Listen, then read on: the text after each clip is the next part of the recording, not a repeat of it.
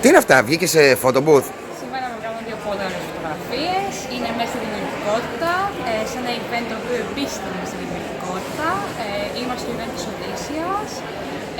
Είχαμε φωτογράφο, είχαμε εσάς. Σας ευχαριστούμε πάρα πολύ. Ήταν ένα πολύ ωραίο initiative και ερχόμαστε να το ξανακάνουμε. Εγώ σας ευχαριστώ καταρχήν για την προτίμησή σας. Λοιπόν, ήθελα να ρωτήσω τι σας άρεσε πιο πολύ στο photo booth? Μου άρεσαν τα χρώματα, μου άρεσαν οι φωτογραφίες, μου άρεσε η ιδέα κυρίως και ήταν έτσι funky, μου άρεσε όλο αυτό. Ευχαριστώ πολύ, να είστε καλά. Εσείς είστε από την Odyssey.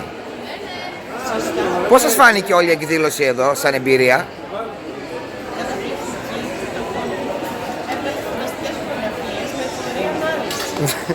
Σου άρεσαν, Τι σου άρεσε πιο πολύ στο photo booth, για πες μου. Η ανάλυση και ο φωτισμός. Εσένα?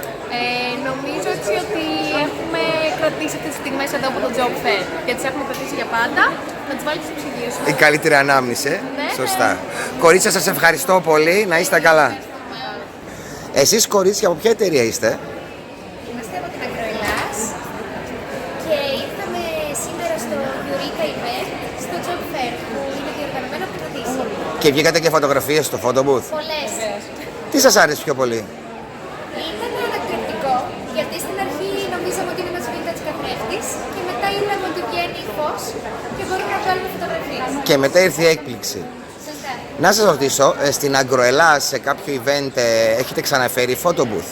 Ναι, έχουμε ξαναφέρει, κυρίως σε εκδηλώσεις της τοπικής της Λόγκοντας, φέρνουμε και είναι έτσι που φάνηκε το κόσμο.